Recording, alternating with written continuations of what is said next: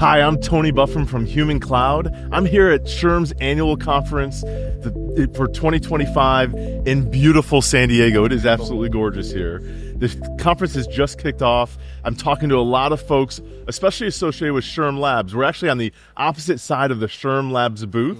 And we've been talking to the founders of the companies they've invested in this year through their Workforce Tech Accelerator.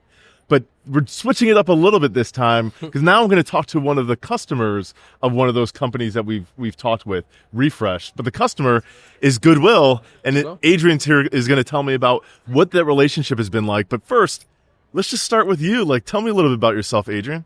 Well, thanks for having me, Tony. This is so interesting. 18 years with Goodwill. 18 years. You don't hear that all the time anymore. It's a great organization. It's been very meaningful. It's also been very complex. It's a really good puzzle, and the social enterprise it's exciting. But thanks for having me, man. No problem. So what's your role at Goodwill right now? Organizational development. So over the years, human resources, learning development, risk management. Believe it or not, also lead IT departments only because everything's connectivity nowadays. Yeah. And technology is turbulence. And if we could pretty much figure out the accessibility points or the pain points and link them through career pathing and growth, it really does multiply folks being able to see benefits as value, not just... Absolutely. Yeah. Yeah, that's tremendous. And so such a varied career since you've been at Goodwill. It's been unique. So one of the main programs that we have within Goodwill is helping support all the Goodwills in the network. So Goodwill's federated. I mean, yes, we have one brand, but it's autonomous. So every single territory supports through the power of work, that could be a little bit different. In New York, it might be helping single dads. In San Antonio, or it might be helping someone learn a second language because they just kind of came to the country. In Miami, it might be helping them figure out how to support the hospital system and do laundry for all the major hospitals in the area. And Chicago was doing food for the naval bases. It's all through the power of work, but it's all unique. That's amazing. So, I mean, multiple great missions under one umbrella. Yeah. What overall for Goodwill, what's the mission? Changing lives with the power of work. Oh, that's awesome. So at the end of the day, in majority of employers, you could buy someone's hands, but you can't buy their hearts. They want to do something because they want to, not because they have to. You could buy someone's back, but you can't buy their minds to ask for help. And the main mission of Goodwill is helping individuals with barriers to employment, welfare recipients, youth at risk, reentry programs, single parents, you name them. But the common denominator is poverty. So how do you help someone shift the locus of control with understanding that if you can't control, you shouldn't control you. And if you can't control, you shouldn't control you. But what do you do right now, compounding effects to change your life for a lifetime? So we'll say something's happened for a reason, something happened for a season, but whatever you choose right now will change your life and the rest of your family as well. Generational impact, essentially, through work. Yeah, that's awesome. And doing it through work gives people so much more purpose. That's exactly it. Exactly it. It's relevancy. So first is measurement, relationship, and relevancy. And that creates that impact also through families as well. So lots of people know Goodwill. Not many people know Refresh. Did you know, how did you even find Refresh? It was a reverse engineering, the old-fashioned way. So one of the main issues that we have at Goodwill is not everyone, how do I say this? In certain cultures, right? My favorite type of food might be my treasure. In the other culture, it might be my trash, and vice versa in that piece. Same thing with total rewards and benefits. Yeah. For someone in prosperity, investment planning, helping in my 401k is a huge benefit. When you're getting a huge debt, well, helping with my loan or being able to have earned wage access is a better benefit. Sure. And in some aspects, I might not need major medical because I already have Medicaid, Medicare, or I have veterans or VR in that piece. So how do you create total rewards, which is uniquely adapted to the individual without losing sight of what the person already has? You don't have to double dip in that piece. So what we ended up doing with the teams, trying to figure out who has a similar issue for different reasons. Sure. So we figure out unions, because unions have to guarantee benefits, the cafeteria plan, the report associated. How do you make sure that every single person within this company, within this union, have access to what's been promised to them? Okay. So I said, well, if there's technology out there that could do that, I bet we could get in contact with them to figure out how to do that for individuals at the blue collar in the poverty line that have personal benefits, private benefits, government benefits. Oh, yeah. And give them access to one visibility. Refresh ended up being kind of the super app where you're able to log in. I could go into my Snap or I could go into my 401k. I could go into some folks can afford Audible, but they all have local library cards, which could go into Libre Cloud Library in that piece.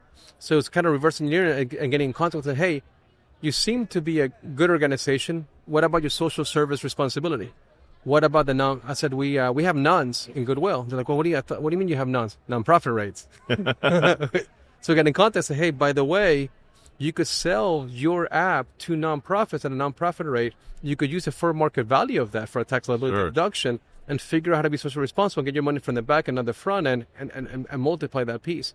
And they agreed right away. Not for that reason, but it's a complementary piece in that side. So then we started kind of curating experiences based on the four kind of cardinals of kind of self-sufficiency, essentially.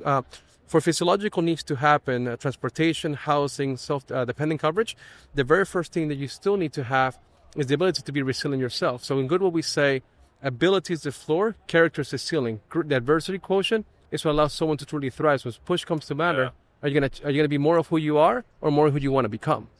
So through that experience, we realized, how do we create a mental health kind of vertical for educational? Because if you develop yourself, then you're gonna be able to respond better, not just react. Mental health first aid. How do we do the same thing with the biggest other stressor? Financial, credit management, cash management, financial literacy. How do you make sure that you are able to be part of the community? Peer groups, hobbies empower. So, and then how do we wrap all of these other applications to link to that piece so the individual could be a little bit more of who they are? So then when something does happen, they're able to respond better. And the last piece obviously is nutrition management, physical activity, walks for nature, and acts of service. So then you could wrap around this piece and you really have an ecosystem to be able to have the tools you need to be resilient, so then you can focus on your work and your purpose and follow your path. Well, that's incredible, but you can quickly get a vision of that's a lot. There's a lot of different things. Exactly, dude. And if people are jumping in and out of a different app for each one of those benefits. The decision fatigue on steroids. Oh, absolutely. It's overwhelming. So you found Refresh to kind of pull it all together in one space. Right. Has it had... have you been able to measure the impact that this has? Yes. So the very first piece was just very basic measurements for us of just engagement. Yeah. We never had the reporting that we need, and we could never aggregate that reporting. So the example would be for a wellness program. Well, it was a diverging platform, and it was segregated because our wellness dollars from an insurance company, thank you, only are able to provide that access to folks in the insurance plan. So what happens to the 78% or 68% of the folks in that piece? So being able to now have a wellness program that everyone in the organization is actually a part of and able to actually have the reports associated with that. The other part is that how do we create, a lot of organizations have a lot of feedback loops, whether it's team member surveys, team surveys, tactical, strategic, or just the customer in that piece. Having the tool that also aggregates all that pieces together. So the very first thing for engagement was, let me ask for your feedback.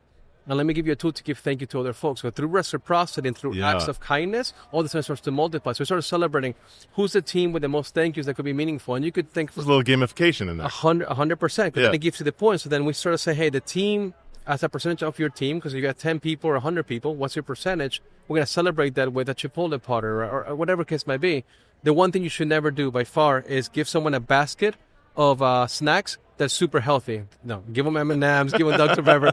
Dude, we had a riot, bro. We had really sticks. There you go. It's a good lesson for everybody listening. Like, don't do that in the future. Don't do that in the future. Also, people want like fun snacks. Wait. Also, usually you want to give people ice cream. 100%. They'll love you to death.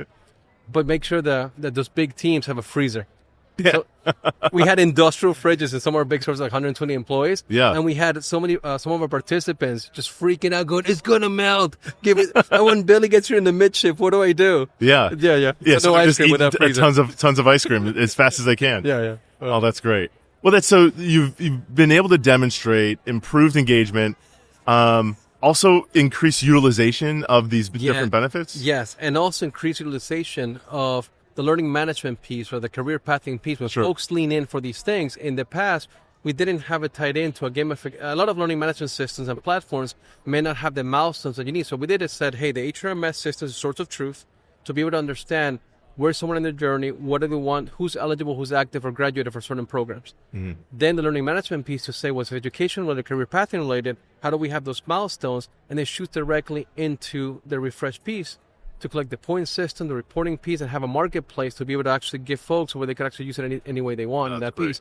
Some companies, like we started using marketplaces for, have an extra day after your birthday. Yeah. Or make sure that you have X. But it's so specific to what's important to you. But it's been, we've never had essentially one tool where if you're digitally maybe illiterate in an aspect, or maybe you're visually impaired, or maybe you just don't like using your phone outside of Facebook and Instagram. Yeah. How do we make sure that we drive that kind of behavior and lock in that habit? And then the other part is it's bilateral. So if you have say, I would like to say thank you to this team, or I would like to promote this particular benefit on this on Northeast Texas, Sherman, Texas, only because we have this community event going on. You could do those meta tags and automatically shoot a text into their phone because it goes through the app in that piece. So you truly that's great. It really is. Yeah, and you really, I mean, you're driving more attention at the same time, engagement, feeding them things that are relevant to them personally, locally.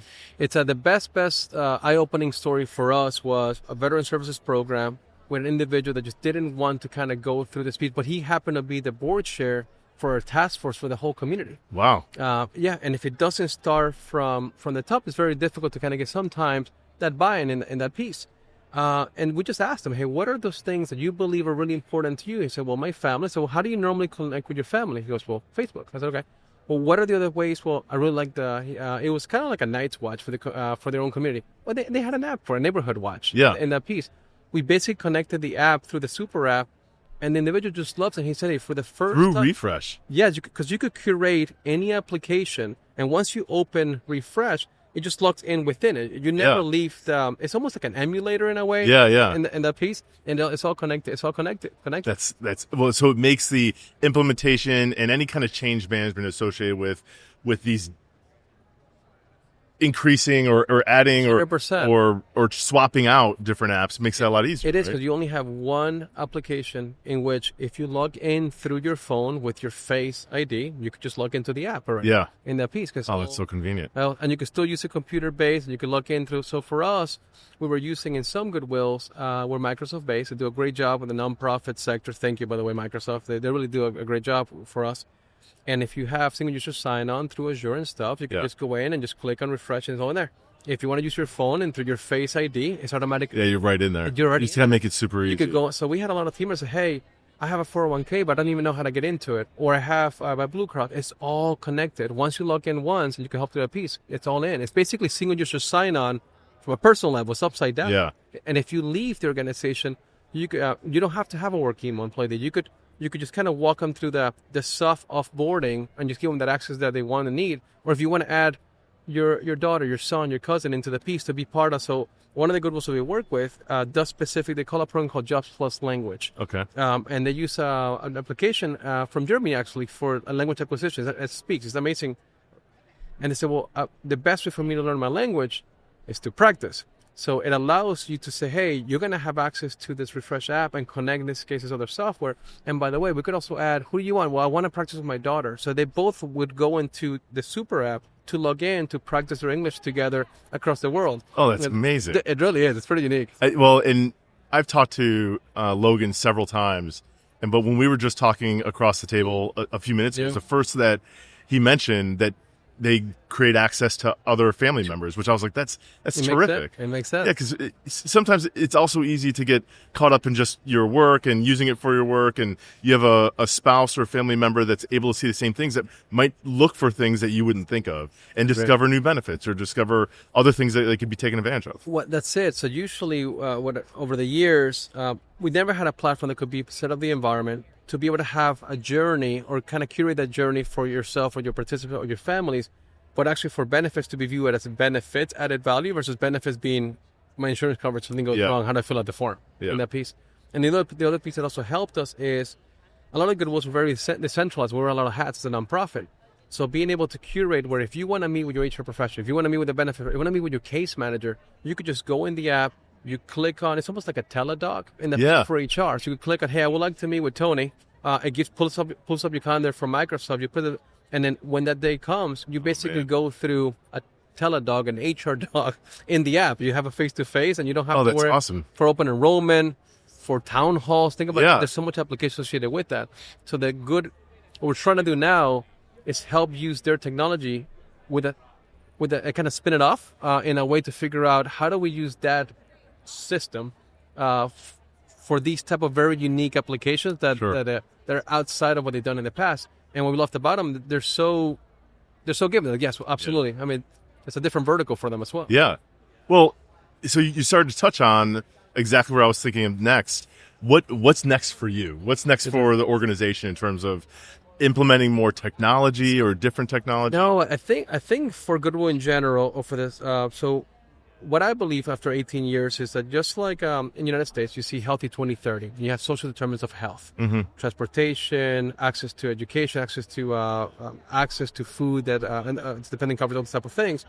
For social enterprise and nonprofits, I believe there's social enterprise determinants of impact. What are those things that if you don't have, you're running uphill without Nikes and the stuff. So an HRMS is curated for you, the learning management is curated for you, the communication engagement, even the platform associated with access to these type of things. So I think the next piece of it is, how do we make sure that we have a coalition that prepays this type of application to give it away for free to millions of Americans in the nonprofit sector, already prepaid by organizations that will benefit through the social piece, but also some of those benefits itself. And that's what we're working with them in that piece. Really? Mm-hmm.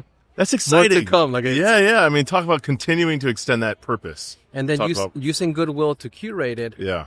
And as we figure that out, forwarding it for free to National Catholic Charities and YMCAs and the Boys and Girls Club and any type of impact, special impacts, any type of impactful, because you could curate. Right now, all these organizations have tons of applications or tons of investment. All of them have brokers and insurance companies that have wellness dollars, that have technology funds, and they're trying to figure out how do we add value with this. But what if we make it easy and curate it specific to them and have the platform to do so? And that's the idea. Like, that's all of these products, but especially Refresh as well, is supposed to be an easy button. Like, that's right. It's a tool that you can use to make the implementation, make that scale easy. That's it. Sustainable. That's great. Yeah. The unique thing is, in a social enterprise, the very first part of the bullseye has to be your team members, because if they cannot be the ones that you wrap around the culture of the organization, how are you supposed to ripple across? I know Ripple is the sponsors. I'm throwing in the piece. The second part of the bullseye is anyone you do case management, anyone you have an agreement, a memorandum of understanding, I'm going to support you this way. And the third part is the community in which you're serving, because you can't be everything to everyone in that stuff. Your niche. Within that piece, you really have three kind of pillars that make that doable. One is the case managers, the operational managers, because at the end of the day, their dialogue will become everyone's monologue, and that does create the security, the relevance, and the time, and the priorities for the team.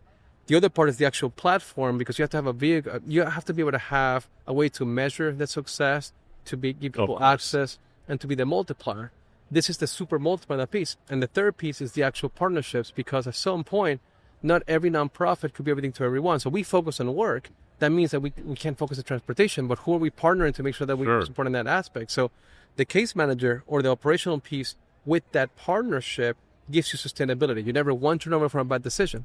The partnership and the platform gives you scalability. Yeah. And the platform and the customer or the operational manager gives you the vehicle of service. So if you kind of wrap around these things, you could truly provide transformational impact across the way. And I really do believe it's why sort of working with them is to at least have that platform that could connect all those pieces, because they're not the platform.